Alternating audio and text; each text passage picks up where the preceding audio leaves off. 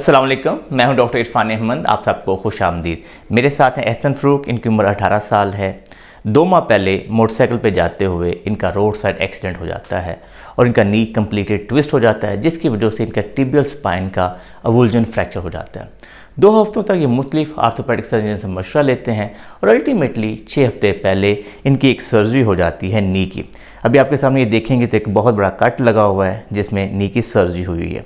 अब हमारे पास ये आए हैं कि हम इनको कम्प्लीटली एवेल्यूएट करें और इनको फिजियोथेरेपी गाइड करें ताकि बेहतर तरीके से इनकी जो नी की रेंज ऑफ मोशन है वो वापस ला सकें। अब हम एहसन के एक्सरे को देख लेते हैं। एहसन की राइट लेग है और सर्जन ने 3 स्क्रू की मदद से टिबियल स्पाइन को अलाइन किया हुआ है। तो इसका मतलब ये कि अब 6 हफ्तों के बाद इसके आर्थोपेडिक सर्जन ने इसको फिजियोथेरेपी की इजाज़त दी है। आइडियली बहुत बेहतर होता कि जब सर्जन सर्जरी के बारे में सोच रहे थे तो उससे पहले इसका MRI स्कैन करवा लेते और उसका ACL जो है यानी कि इंटीरियर क्रूशियल लिगामेंट का स्टेटस को बेहतर तरीके से अंदाज़ा होता कि क्या वो कंप्लीट टेयर है। अब लगता यही है कि सर्जन ने इस बात को सोचा है कि मोर लाइकली ये अवुल्जन फ्रैक्चर यानी कि वहाँ से बोन जो है उस ACL ने उखाड़ दी है जब वो मोटरसाइकिल से गिरा है, तो उसने टिबियल स्पाइन को फिक्स करके अज्यूम कर लिया कि मोर लाइकली ACL भी अपनी बेहतर पोजीशन में होगा। अब हम आपके सामने एहसन को फिजियोथेरेपी गाइड कर नी की सर्जरी के बाद जब पेशेंट हमारे पास आता है तो सबसे पहले हम उसकी एवेल्यूएशन करते हैं कि उसके मसल की स्ट्रेंथ कैसी है, मसल की हालत कैसी है, नी कितना सूजा हुआ है और नी कितनी बेंड हो रही है, मुड़ रही है। तो सबसे पहले हम आपके सामने देखते हैं जब नी को, तो नी अराउंड थोड़ी सी स्वेलिंग है, ठीक है। नंबर 2 वो जो चीज़ हम चेक करना चाहते हैं कि इसका मसल कितना हरकत कर रहा है, तो हम सबसे पहले बाईं टांग के मसल को चेक करेंगे। अब मसल टाइट करो, मसल टाइट करो, वेरी गुड। अब इसका मसल टाइट करो, शाबाश, गुड, छोड़ो, फिर मसल टाइट करो। तो मसल की हरकत कुछ है माशाल्लाह, वीक कंट्रैक्शन है लेकिन है।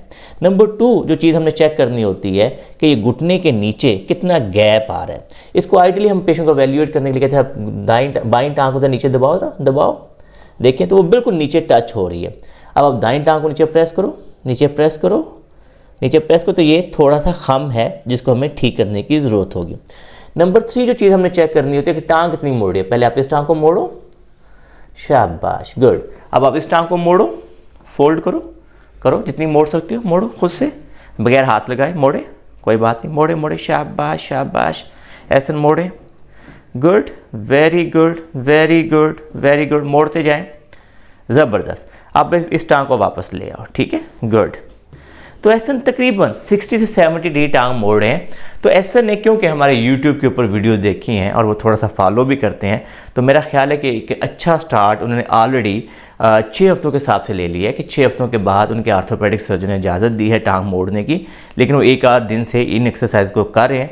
तो मुझे पूरा यकीन है कि अगले 1 माह के अंदर जब हम इनको एक्सरसाइज गाइड करेंगे तो ये अपनी टांग को पूरा मोड़ लेंगे और इंशाल्लाह इनके मसल की स्ट्रेंथ बेहतर हो जाएगी। तब हम आपके सामने ऐसी एक्सरसाइज गाइड करते हैं जिनकी मदद से एहसन अपने रिजल्ट को बेस्ट पॉसिबल अचीव कर लेंगे। ये दिन रखिए कि आपकी नी के अराउंड कोई भी सर्जरी हो, कोई भी फ्रैक्चर हो, तो आइडियली दूसरे तीसरे दिन इस एक्सरसाइज को स्टार्ट कर देना चाहिए। ये नंबर 1 एक्सरसाइज है। इस एक्सरसाइज का जो मेन ऑब्जेक्टिव है कि हमारे फ्रंट थाई मसल जो हैं उनकी स्ट्रेंथ को मेंटेन रखना।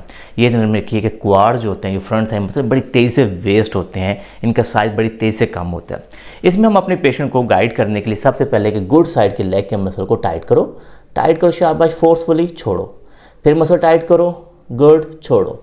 और यही चीज़ फिर हम जिस टांग का ऑपरेशन टाइम पे गाइड करते हैं, जिसका मकसद ये है कि पेशेंट ये फील हो कि ये मसल मेरा हरकत में भी है और मेरी जो चपनी है वो ऊपर तरफ जा रही है। मसल टाइट करो बेटा, टाइट करो, ऐसा, शाबाश, गुड, छोड़ो, फिर टाइट करो, गुड, छोड़ो, फिर टाइट करो, गुड, छोड़ो। इसको हम क्वाड एक्टिवेशन कहते हैं या फ्रंट थाई मसल की टाइटनिंग कहते हैं। हम अपने पेशेंट से कहते हैं कि 10/2, 10/3 रेपिटेशन के साथ दिन में 3 से 4 दफ़ा इस एक्सरसाइज को ज़रूर दें। नंबर 2 एक्सरसाइज के अंदर हमारा जो ऑब्जेक्टिव होता है कि जैसे आप ये देख रहे हैं घुटने के नीचे थोड़ा गैप बना हुआ है, हम अपने पेशेंट से कहते हैं कि घुटने को एग्जैक्टली नीचे प्रेस करना है।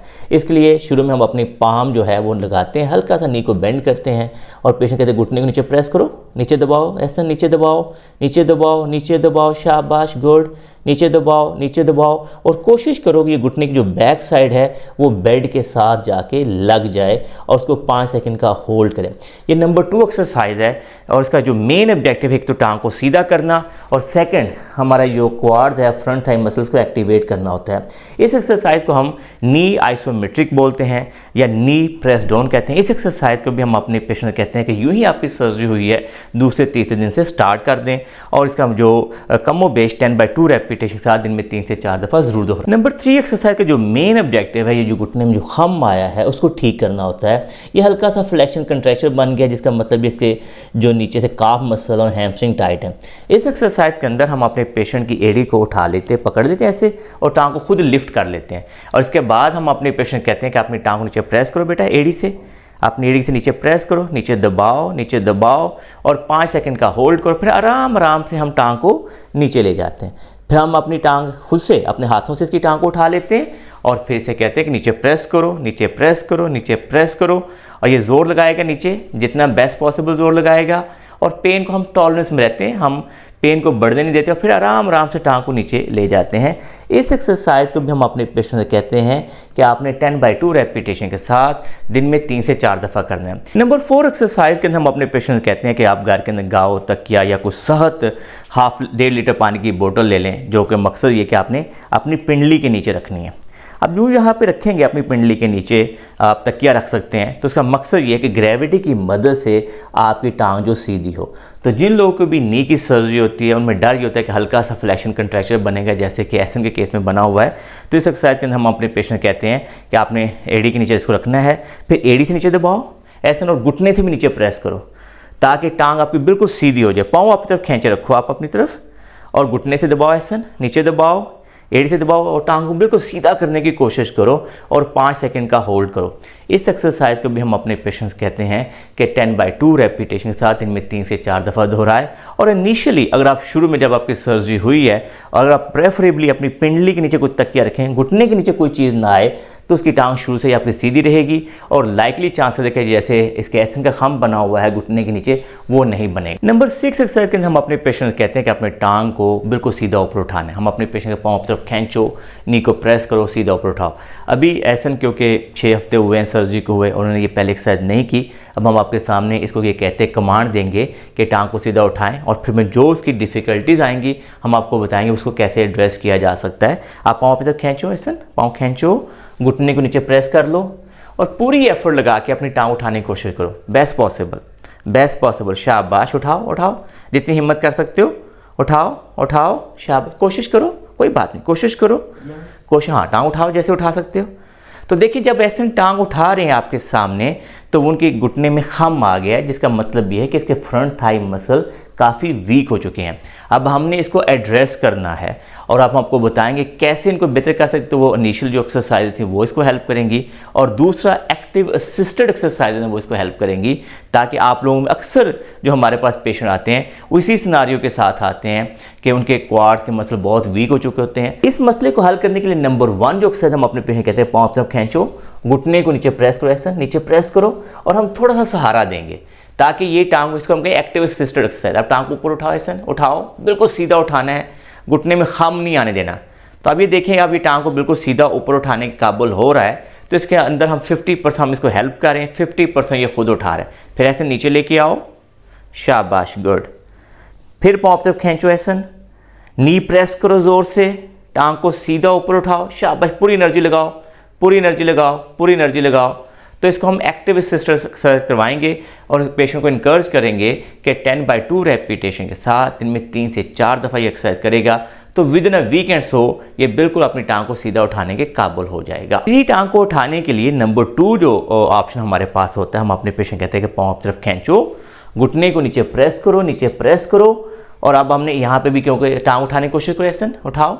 तो जब ऐसा कोशिश करेगा नहीं उठेगा हम थोड़ा सहारा दे देंगे, ऐसा उठाओ बेटा, बेस्ट पॉसिबल कोशिश करो, उठा के रखो। तो घुटने में थोड़ा खम आ रहा है, ठीक है ना। तो हमने कोशिश क्या करनी है कि पूरी एफर्ट लगानी है कि पाँव आप तरफ खींचो, घुटना नीचे दबाओ, शाबाश, नीचे प्रेस करो, ऐसा पाँव आप तरफ खींच रखना है और बिल्कुल टांग सीधी ऊपर उठानी है हमने, सीधी जितना आप उठा सकते हो, बिल्कुल सीधी, ठीक है।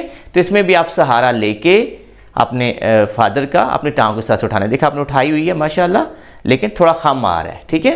तो आहिस्ता आहिस्ता जब आप रेगुलर बेसिस पे अगले 2 हफ्ते एक्सरसाइज करोगे तो आपकी टांग ऐसे ही उठेगी, जैसे पाँव खींचो, नी प्रेस करो, देखो शाबाश। तो ऐसे टांग 2 हफ्तों के अंदर अंदर आपकी उठ जानी चाहिए, लेकिन आपको दिन में 3 से 4 दफ़ा इन एक्सरसाइज को दोहराना होगा। अब हम आपके सामने नी बेंडिंग को इम्प्रूव करने वाली एक्सरसाइज करवाएंगे।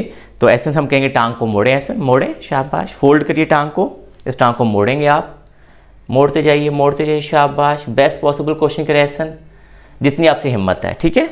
ऐसा मोड़ेंगे। तो अब हम इसके अंदर इसको सहारा देंगे। हम ये कहें ऐसा थोड़ी सी और मोड़ दो, शाबाश, थोड़ी सी और मोड़ दो, शाबाश। एज पर टॉलरेंस, हम ज़्यादा नहीं, थोड़ी सी और हिम्मत करेंगे। तो हर रोज़ ऐसे ये कोशिश करेंगे थोड़ा थोड़ा ऊपर जाती जाए, और अगले 2 हफ्तों के अंदर ये हमारा टारगेट होना चाहिए, ठीक है। और फिर 4 हफ्तों का हमारा टारगेट ऐसे होना चाहिए।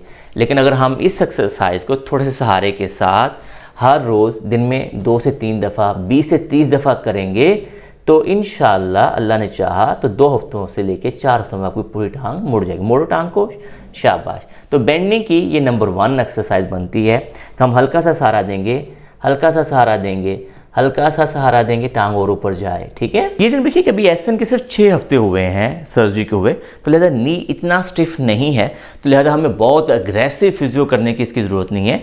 ये बड़े राइट टाइम पे अपनी फिजियो नी बेंडिंग की स्टार्ट कर रहा है। तो लिहाजा हम नंबर 2 एक बहुत ही सिंपल टेक्निक है, उसकी मदद से भी टांग मोड़ सकते हैं। तो ऐसे दोनों हाथ अपने घुटने के नीचे रखो बेटा, थाई के नीचे, और उसको पुल करो, खींचो, शाबाश, खींचो खींचो खींचो, और जितना आप मुमकिन खींच सकते हो खींचो, और खींचो, शाबाश, और खींचो, ठीक है। कोई बात, एक और एफर्ट लगाओ, थोड़ी सी एक और एफर्ट लगाओ, शाबाश।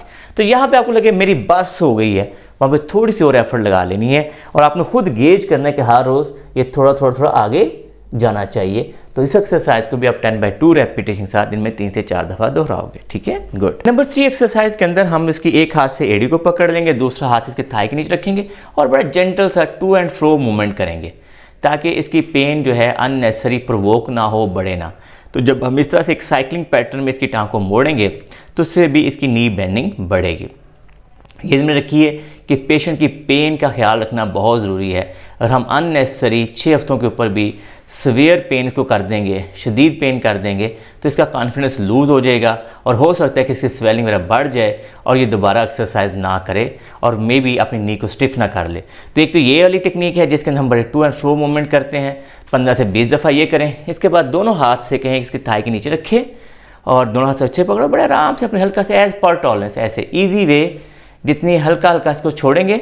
ये देखिए, तो ग्रेविटी की मदद से भी देखें थोड़ी सी टांग नीचे जा रही है, तो हम हर दफ़ा जेंटल वे से 1-1 सेंटीमीटर 1-1 मिलीमीटर के हिसाब से छोड़ते जाएं, तो ये बड़े आराम से इस एक्सरसाइज को कर भी लेगा, बर्दाश्त भी कर लेगा, और अगले 2 से 4 हफ्तों के अंदर ये अपनी पूरी टांग मोड़ भी लेगा। ये दिन में रखिए कि नी बेंडिंग को इम्प्रूव करने के लिए बहुत अच्छी और इफेक्टिव टेक्निक है कि आराम से आप एक ऊंची कुर्सी पे बैठ जाएं, ऊंचे बेड पे बैठ जाएं, अपने डाइनिंग टेबल पे बैठ जाएं, और आराम से पहले तो अपनी टांग को लटकने दें। और ऑलमोस्ट जब ये टांग लटकी हुई होती है तो रफली ये 90 की टांग मुड़ी होती है। इसके बाद जो गुड लेग है उसके सामने रखें ऑपरेटेड लेग के, और आहिस्ता आहिस्ता उसकी मदद से इसको नीचे पीछे की तरफ पुश करते जाएं, पीछे की तरफ पुश करते जाएं, पीछे की तरफ एज पर टॉलरेंस रखें, जितनी आप बर्दाश्त हो सकता है, तो उससे भी आपकी टांग बड़ी आसानी से मुड़ जाएगी। तो अब हमने आपके सामने बहुत ही सिंपल और इफेक्टिव जो रिहेबिलिटेशन प्लान है वो डिज़ाइन किया है एसन के लिए, क्योंकि ये ध्यान में रखना है कि एसन का अभी 6 हफ्ते हुए हैं, इसकी उम्र भी 18 साल है, इसके मसल भी फ्लेक्सिबल हैं, तो इसको अननेसेसरी हमें बहुत अग्रेसिव फिजियो की करने की ज़रूरत नहीं है। इसको एक स्टैंडर्ड जेंटल फिजियो जो है उससे हेल्प होगी। और हमने आपके सामने ये वीडियो बनाने का मकसद भी यही है कि अगर आप राइट टाइम पे अपनी एक्सरसाइज शुरू कर दें तो यूजुअली आपके रिजल्ट बहुत अच्छे आते हैं, और आपका नी स्टिफ नहीं होता, जो कि नी सर्जरी के बाद सबसे बड़ी कॉम्प्लिकेशन है। उम्मीद है कि इस वीडियो की मदद से ऐसे लोग जिनकी अभी रिसेंटली नी सर्जरी हुई है, अभी 1 माह हुआ है, 2 माह हुए हैं, तो वो अपनी एक्सरसाइज स्टार्ट कर देंगे, ताकि एक बहुत बड़ी कॉम्प्लिकेशन नी जॉइंट की स्टिफनेस से बच सकेंगे। नी जॉइंट की स्टिफनेस के ऊपर भी हमारी बहुत सारी वीडियोस हैं। अगर किसी की सर्जरी हुए 6 माह हो चुका है, साल हो चुका है और उनकी टांग नहीं मुड़ रही तो वो उन वीडियो को देखें। लेकिन वो लोग जिनकी अभी रिसेंट सर्जरी हुई है, 4 से 6 हफ्ते गुजरे हैं और उनके आर्थोपेडिक सर्जन ने कहा है कि आप नी की एक्सरसाइज शुरू करें, उनके लिए ये बहुत इफेक्टिव और अच्छी वीडियो। उम्मीद है कि आपको ये हमारी वीडियो पसंद आई होगी। अगर आपको ये वीडियो पसंद आई है तो इसको लाइक और शेयर कीजिए, हमारे चैनल को सब्सक्राइब कीजिए और बेल आइकन को जरूर क्लिक कर लीजिए ताकि आपको हमारी नई वीडियोस के बारे में आगाही हो। अल्लाह हम सबका हामी हो नासर हो। अल्लाह हाफिज।